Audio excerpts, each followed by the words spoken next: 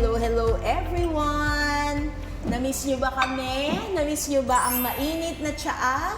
At sa hapon na ito, tayo magkakasama. Meron tayong bisita na iinom din ng mainit na tsaa. Walang iba kung hindi si Doktora Helen Valera Orilla. Let us praise the Lord. Okay, so ito na ang iyong tsaa. Mag-hello ka naman, Doktora Helen, sa ating mga lolos and lolas, titos and titas. Hello! Magandang araw sa ating lahat, mga lolo, lola, tito, tita. Ayan. So kayo ba, ready na kayo, lolos and lolas, titos and titas? Napakasarap na ating tsaa ngayon. Ano ho ba merienda ninyo? Kita nyo naman, pagka Pebrero, medyo malamig-lamig pa, di ba, Doktora Helen, ano? Yes, malamig medyo may pa. simoy pa ng lamig eh. Oo. Hindi pa summer kasi. But anyway, maganda ho ang ating tema na binubuo itong buong buwan ng Pebrero. Walang iba kung hindi, a heart that feels is a love that heals. Yan ho ang magandang serye natin na hindi lamang ang pagmamahal, kung hindi pagmamahal na nagpapagaling ng ating mga mahal sa buhay.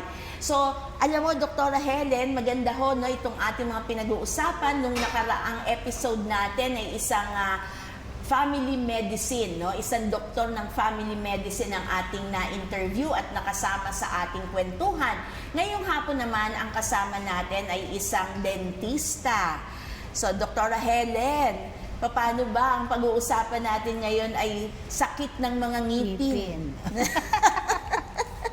Paano problema yan ng lolos and lolas natin eh? Oo. Kuminsan nga, mahirap talaga eh. Pagdating sa age na ganon, mahirap kasi, alam mo yung, madami na silang comorbidity eh. And at the same time, hirap na silang pumunta sa dentista, sa mga clinic. So, Doktora Helen, sa experience mo ba, dito sa mga lolos and lolas natin, masipag pa bang magpa-dentista? O sila ba yung generation na nagsasabing, naku, wag na, matanda na ako, hindi ko na kailangan yan? Siguro mas madami na yung percentage na gano'n na, ay hindi na, okay na ako sa ganito kasi tanda na ako eh. Hindi lang nila alam na malaki pa rin sanang factor sa kanilang buhay yung pagkakaroon ng complete set ng ipin. So, Doktora Helen, di ba, hindi lang naman yan sa pagpapaganda. Kasi ang akala nila, di ba, okay Aesthetic na, matanda lang. na ako, aesthetics. Ang hindi nila naiintindihan, yung nutrition, nakakatulong ang ating dentition. Oo. Pangaralan mo nga, Doktora Helen. Oo. Alam mo, kahit sabihin mo may edad ka na, mas maganda pa rin na maayos yung ating dentition. Kasi unang-una, saan ka kumakain, di ba? Paano mo i-digest yung food mo kung walang-wala kang ipin? Eh, sa age natin, kailangan pa rin na complete yung nutrition natin. Ganun. Pero Doktora Helen, ang isa ring factor dyan sa lolos and lolas, titos and titas, yung pananaw na masakit.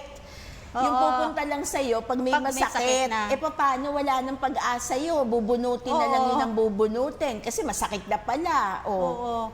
Yun nga eh, yun ang problema talaga. Saka ka lang pupuntahan pag ang sakit-sakit na, namamaga pa. Alam mo naman yun. Gawain natin nun yun. Oo. Kaya sabi ko nga, lagi ko nga sinasabi sa mga lahat ng pasyente na hindi lang kailangan pumunta sa dentista kung may masakit. Mas maganda na habang maaga sana, matitreat na kung ano man yung kailangan nila. Di ba? Yung ano man na prevention is better than cure. Doktora Helen, meron akong nabasa. Ito ay na-publish sa Philippine Star noong last year of May 25, 2023. Ang sabi dun sa article, 73 million Pinoys suffering from tooth decay. So yan yung data ho, 73 million. So kasama kayo doon, lolos and lolas. Hindi lang yan yung mga middle age or mga bata, di ba? Pero meron kasing quote na sinabi, having dental caries is like a termite. It will slowly destroy your teeth. So kindly educate nga, Doktora Helen, yung ating viewers na bakit naman yung paano ba yung kabulukan ng ngipin ay para rin palang termite, anay. Sumisira. Oo, tama yun. Kasi, alam mo, yung kunti, yung umpisa pa lang, na may kunti ka nakikita, kadalasan kasi sa atin, pag malaki na, doon yung sira, doon lang nagkakaroon ng time na pupunta na na to think na hindi mo na pwedeng, kung minsan hindi mo na pwedeng Mas-save. i-restore, o hindi mo na pwedeng i-save, na dumadating na tayo sa point na kailangan mo nating bunutin, which is sana hindi pwedeng ganon. Kaya at early age sana, matuto yung mga bata na magkaroon ng yung dental visit. Just for dental visit, parang familiarization sa gamit natin sa clinic. Yun lang yun. Para ma-instill sa kanila na there's a need talaga na yung aware sila na ganito, ganyan. So maganda yan, doktora, ha? Oo. Kasi sa Pilipinas, talagang pupuntahan lang ang dentista pag may sira na. Oo. Pero sa abroad, di ba, part Hindi. ng system nila yon, part ng orientation nila, Tama. kung paano nagbabakuna ang mga babies, di ba, automatic, Oo. pinofluoride na yung mga ngipin ng bata, di ba? So sinabi mo yung familiarization. Oo. So pwede palang gawin yan, lolos and lolas, pwede nyo pala itong maging advocacy Oo. sa lahat ng mga apo ninyo. Tama. Walang time yung mga anak nyo to do this. I-orient nga natin, doktora, maganda yung iyong suggestion na i-familiarize yung Oo. mga bagets. Oo. Kahit wala pang gagawin dun sa ngipin, visit muna yung Visit. mga clinic. Yan, gagawin lang nila, punta lang sa clinic. Ngayon nga, di ba, may kailangan ng appointment. Bakit hindi ka makipag-appointment at early age, kahit 3 years old yung bata, dalhin mo sa clinic, introduce mo lang yung the normal, yung mga basic instrument. Ito gito, tingnan mo, nakikita mo ba? Yung mouth mirror, di ba? Kikita mo pa, ganyan-ganyan. Alam mo yung bata, magkakaroon ng yung magiging, parang excited siya. Ay, pupunta ako kasi may ganito na gamit sa clinic. Parang ganon. Never nilang iisipin na yung may sakit na mararamdaman. Para Oo. hindi traumatic, Hindi no? traumatic, kasi na pag usually- makikita yung dental clinic, aray, di ba? Oo, At yun. least ito, tama nga. Tama, Oo. yun pala ang solusyon. Oo, So, tama. lolos and lolas, ha, pagtyagaan nyo, yung trauma ninyo, wag yun na ipapasa sa mga bata. Hindi, kasi those were the days. May oo. ganong kasing panahon na marinig lang nila yung drill. Di ba yung sa pasta kasi, di ba? Nung araw kasi, kakaiba yung technology, hindi pa as smooth as now, na ngayon, hindi mo na namalayan. Light year na lang. Okay na tayo. Nung araw kasi, ang lolos and lolas, nung kapanahunan nila, di ba? Yan yung may tunog Tunog, ganon. Masakit kasi pakinggan. So, doktora, sa experience mo ba, ano ba ang mas mahirap engganyohin? Ang mga bata o ang mga matatanda? Alam mo, kung minsan iniisip ko, matatanda yata. Kasi yung mga bata, kunting mo lang sa kanila, sumusunod sila eh. Nakikita ko yung lalo na yung nga, may apo ako sa pamangkin na, Lola, sabi niya, what's this? Parang mga ganon. Oo, Kaya yung sabi curiosity ko, nila. Curious sila sa mga nakikita nila. Kaya sabi ko, parang mas mahirap yata pag matatanda. Oo. So, kasi noon naman, ang isip natin, may mga bata kasi na incorrigible, di ba? Pwede.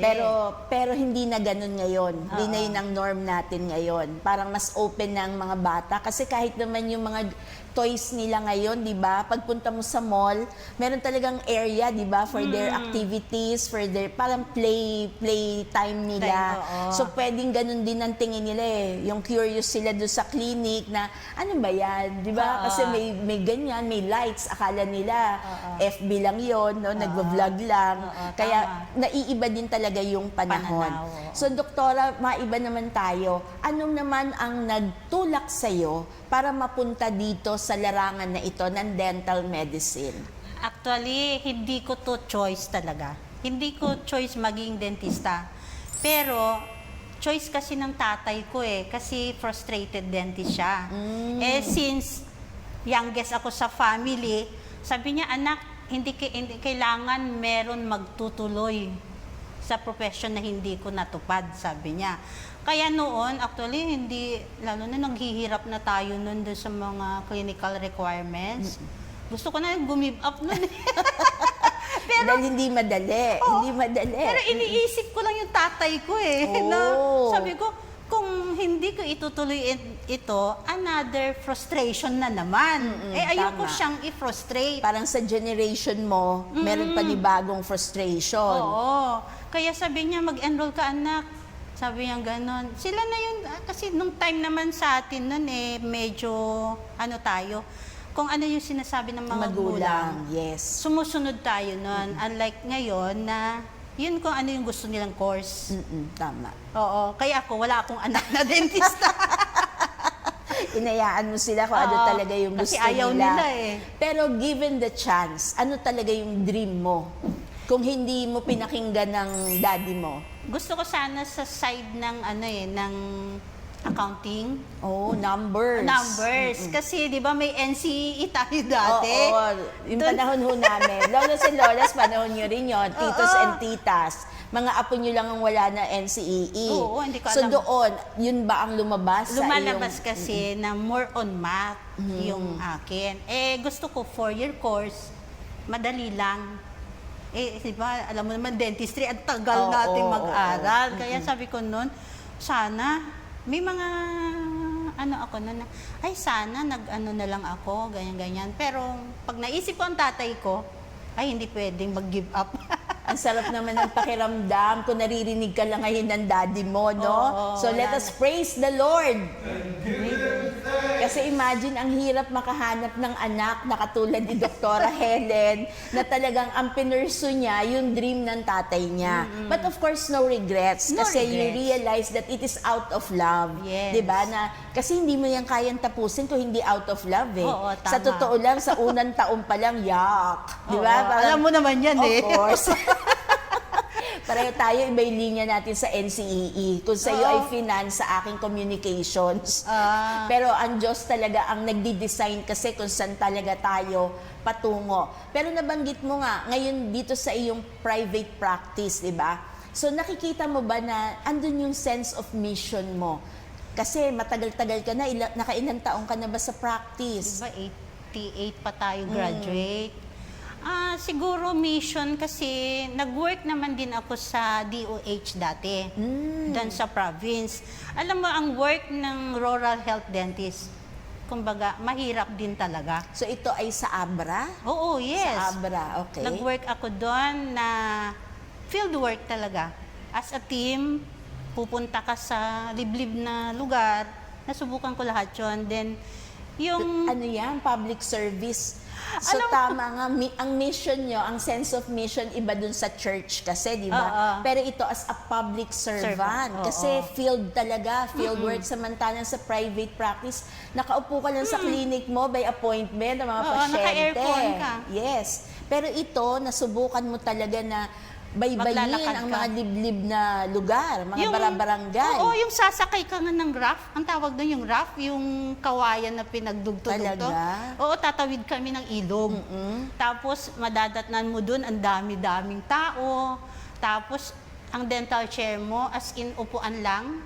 Sa ilalim ng puno ng mangga. Baka mas maganda pa yung sa barbero na upuan. Wala nga upuan Wala, as in, wala. upuan lang. Isasandal ka sa puno ng kahoy. Talaga. Tapos maramihan yan. Maramihan. Hindi ka pwede mamili ng pasyente. Hindi, may time pa nga na 100 plus yung pasyente, dadalawa kaming dentista. Paano nyo nahahati yun?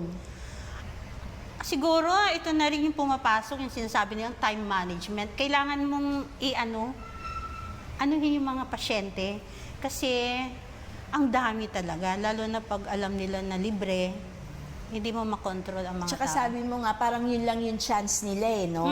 Na wala naman maraming clinic sa baryo kasi, Oo. especially during that time. At saka sa liblib kasi na lugar. Just imagine ito masabi ko lang, doon sa amin sa Abra, 27 municipalities yan eh. Sakop mo lahat yan? No, 4 municipalities. Ilang barangay per municipality? Oo. Paano mo siya iukutin ng isang buwan? Doon kasi, kaya ang hirap. Kaya once na nagsabi ka na pupunta ka sa ganitong lugar, Diyos ko, imagine mo na kung gaano kadami ng tao. Tapos mag-isa lang ako. Doktora Helen, hindi ba problema ang dental supplies? yan ang isang problema nun sa amin, na subukan ko na walang-wala kami supply, na I have to bring my own.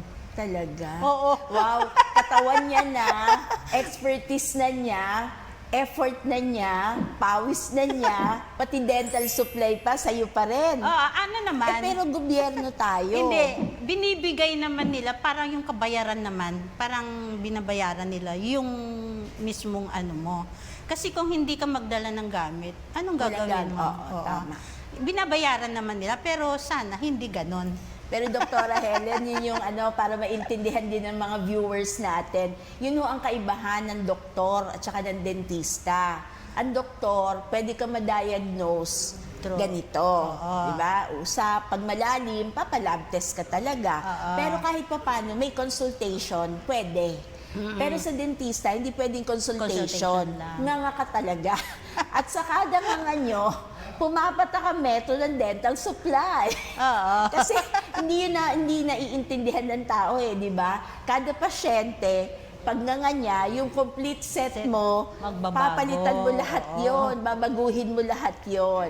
But anyway, gano'n ang naitagal mo doon? Ilang taon ka nag-serve sa 8 public years, service? more than 8 years. Wow! Deserve to ng let us praise the Lord. Imagine yung sakripisyo na yan, ha? 8 taon mo binata, pero out of love na rin. At saka enjoy. Nag-enjoy ako. Talaga. Iba yung feeling na nasa community ka with the common people. So parang Doktora Helen, parang giving back to them. No? Parang pasasalamat mo na rin sa Diyos. Ito yung chance mo naman to serve other people in this manner. So paano yun? Talaga bang ang kalagayan ng ating dental system sa probinsya to, as a DOH, parang malayo pa talaga? Madami pang kailangan. Marami pang kailangan. Kasi kulang talaga tayo ng dentista. Unang-una, kulang talaga ng dentista to handle na ilang population yan. Kulang talaga. Then when it comes to yung mga gamit, hindi pa talaga ganun ka-upgrade yung mga gamit. Although lately, nababalitaan ko na meron na yung dental bus, yung bus mismo. Okay, mobile na. Which is, sabi ko, maganda to. Ganda. Kasi at least nakaka-move na sila. Nung panahon ko kasi na nandun, wala At saka yung transpo na kailangan naming sumakay ng bangka, kung ano-ano na lang. Nasubukan ko lahat yun na ang hirap abutin yung mga tao. Kasi wala din silang way na pumunta sa hospital na nagkikater sa area na yun. Tama. Oo. So makikita ho natin ang number 1 priority kasi, di ba, yung health condition. Nakakalimutan na yung oral is also a health condition. Oo, tama. Marami rin tayong mga, ikaw ang dapat magkwento niya sa lolos and lolas natin na minsan may mga karamdaman tayo na nag-uugat dahil lang hindi naaalagaan yung dental hygiene na tinatawag. Oo, kasi kung minsan, yung mga sakit-sakit na nararamdaman, may effect dun sa ipin. Kasi madami, kaya lang ang problema din kasi natin ngayon, yung kanilang other health concern, na kahit gusto mong i-treat yung ipin, alam mo yung kailangan pang clearance, yes, tama. Mahirap din kasi kung minsan na babanat ka na lang kaagad. Yun yung alam mo ba yun yung mga worries ko ngayon? Talaga? Yes! Nakaka-stress ba? Kasi kung makita mo, yung pasyente mo, 80 pataas, hirap na maglakad. Then, kung minsan nga sasabihin na, wala naman akong nararamdaman, doktora, ganito, ganyan. Pero, as you, magkukwento kayo, dun mo malalaman na may mga sakit na sila. Hindi mo naman pwedeng, basta uupo ka dyan, gawin natin, hindi naman pwedeng gano'n. Lolos and lolas, alam nyo, ang ating kondisyon na hindi naaayon sa nararamdaman. Minsan, kahit wala kayong nararamdaman, pero may something. At kawawa ang doktor. Kasi kunyari, may ginamot sa ngipin nyo, kahit hindi hububunutin, minsan akala kasi nila, okay lang, hindi naman wala naman extraction na mangyayari. Pero basta ginalaw kasi, yung something sa bibig nyo, dapat cleared muna ang lahat-lahat, hindi ba? Ang sipag pa naman ng Pilipino magpa-clearance, no? Totoo yan. Parang patagalan eh. Wala, clearance pa lang. Bukas na sila makakarating sa buwan na. Hindi na babalik sa'yo. Oo, tama yan. Tapos yung may pupunta na kailangan mag-medicate ng 1 week, after a week, wala na naman. Totoo, totoo. Mga ganun So, na paano, situation. doktora, isa ba yan sa nakaka-stress sa'yo? Pag ang lolos and lolas natin, continuous yung treatment. Wala naman ho kasi nagpa-dentista na one time lang. Oo, Siyempre, meron yung check-up yan, may follow-up ho yan, may karugtong ho yan. Pero paano, mababait ba lolos and lolas kung follow-up treatment? Meron naman, pero meron yung mag-medicate po kayo ng 1 week, meron kailangan stop na medicine bago kayo bunutan. Diyos ko, after a week, wala na naman. Then, pag bumalik, nandun na naman yung problema. Di, mag-uulit ka na naman Tama, ng procedure. tama. Yun ang parang, yun yung minsan yung, sabi ko, ano ba to? Kaya talagang tama yung tanong ko kanina, Doktora Helen, na ang iyong profesyon ay hindi profesyon, kundi misyon. Misyon, Kasi tama. talagang nagsiservisyo ka talaga, no? You really have to take care of them as a person. Hindi lang naman ho, ang tinitignan ni Doktora Helen ay Yung bunganga na lang diba? mismo. Kundi yung kabuuan ng inyong pagkatao. So, Doktora Helen, wala namang mga frustrations, mga Frustration. could have beens. Wala naman. Ang ano ko lang, yun sabi ko, sana lang nagkaroon din ako ng anak na dentista. Pero enjoy naman sila sa chosen ano nila. Okay na. Kasi both dentist kami, di ba? Yes. Then, lagi naman din sinasabi ng asawa ko noon na, kasi nasa military siya as a dentist, sabi niya noon sa akin, wag na wag mong isipin na yung pagiging dentista mo, doon ka yayaman.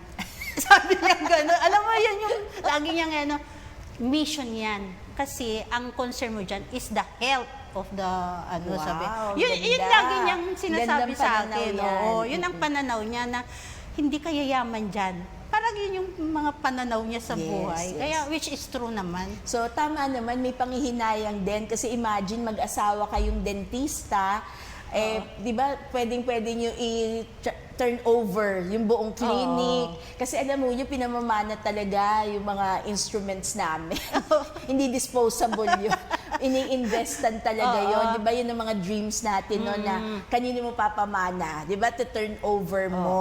Yan. Pero dahil wala nga, kaya kayo lolos and lolas, maggawa kayo ng mga apo nyo, no? Motivate nyo na pumasok din sa public service, itong mission ng pagdedentista. Kasi nabanggit mo, maganda yung discussion natin na sa mga probinsya, kulang na kulang, hindi lang pala doktor. Di ba ganun, ano? Oo. Alam na alam, aware ang tao, kulang ang mga doktor sa mga baryos. Pero ang mga dentista, lalong kulang. Oo. Kasi kailangan talaga sana ang iniisip ko na sa amin, sana per municipality man lang may dentista. Pero ang nangyayari, isang dentista for 4 municipalities.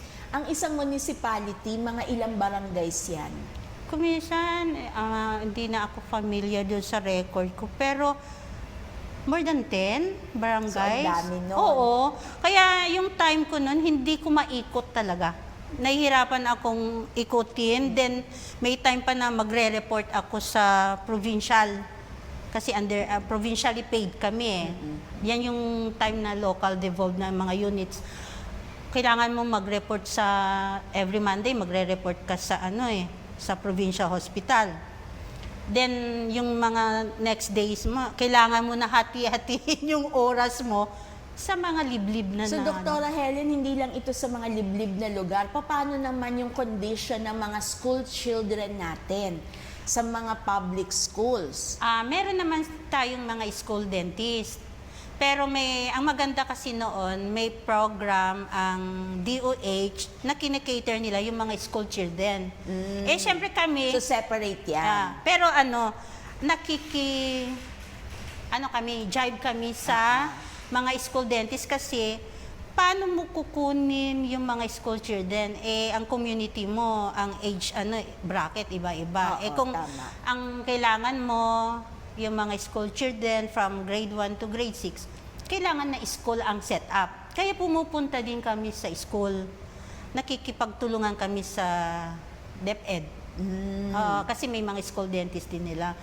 Alam mo, actually maganda yung yung work noon, na-enjoy ko lang. Kaya lang, napilitan lang ako mag-resign, lumipat dito kasi siguro dahil na rin na may anak ako, wala na rin silang, ang hirap kumuha ng mag-aalaga sa mga bata. Kaya parang prioritize ko na rin yun. Ayan. So, Doktora Helen, Kaya nagpupunta nag-private. na tayo ngayon sa iyong private life, hindi na private practice, bagamat magkarugtong yon.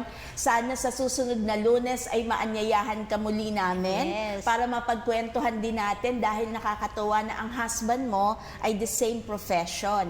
Pero kakaiba lang ang kanyang orientation dahil sa military naman ito. Magandang pagkwentuhan din natin yan ng mga lolos and lolas natin. Last question na lang, baka may advice ka tungkol sa pagme-maintain no, ng mga prosthesis ng ating mga lolos and lolas kasi buhay na nila yan. Oo. Madalas, mas mahal nila yung cellphone kaysa sa pustiso. Baka meron ka magandang reminder. Kasi karamihan, syempre, natural chronologically speaking, di ba, medyo pag matanda na, hindi na yung natural teeth ang meron sila. So, kindly advise them. Ang masasabi ko lang, once na meron na tayong suot na denture, huwag nating pabayaan na naka-stuck na lang sa bunganga. Kailangan natin i-relax yung ating gilagid. Meron naman tayong mga na ngayon ay mga cleanser na mga postiso para mapanatili yung linis ng Yun lang. So, meron sa kanila nagbumumog pa ng dahon ng bayabas. Bayabas. Na-advise pa ba yun? Sila ang masisipag kasi mga dahon-dahon na pinakukuluan. Meron kasi nung time na yun parang may advokasya din ng mga ng DOH na yung mga natural pwede naman daw yun. Hindi ko lang alam kung tagang pinapractice pa ngayon. Pero nakita ko noon sa mga upland community sa amin, may mga ganon. Oo. So napakaganda ho ng ating kwentuhan at salamat din sa inyong pagsama dito sa ating hapon, sa ating afternoon tea. Hindi lang tayo natuto pero nararamdaman natin ang lahat ng ito ay nanggagaling sa puso. Kaya nga yung kanyang propesyon ni Doktora Helen Valera Orilla ay nag-ugat sa pagmamahal sa kanyang tatay, first and foremost. Kaya ang mga pasyente niya dapat magpasalamat sa tatay niya. Shout out mo ang pangalan ng iyong dad? Nasa heaven na siya, Lorenzo. Kung nanonood siya doon, alam ko matutuwa yun. Kasi hindi lang ako yung dentista pati asawa ko. Parang nagkaroon ng dalawa kaagad. Na multiplies into public service. Kaya totoong-totoo ho itong ating tema na binubuo ngayong February, incidentally, Dental Health Month, ang Pebrero, kaya hindi lang ito usaping puso.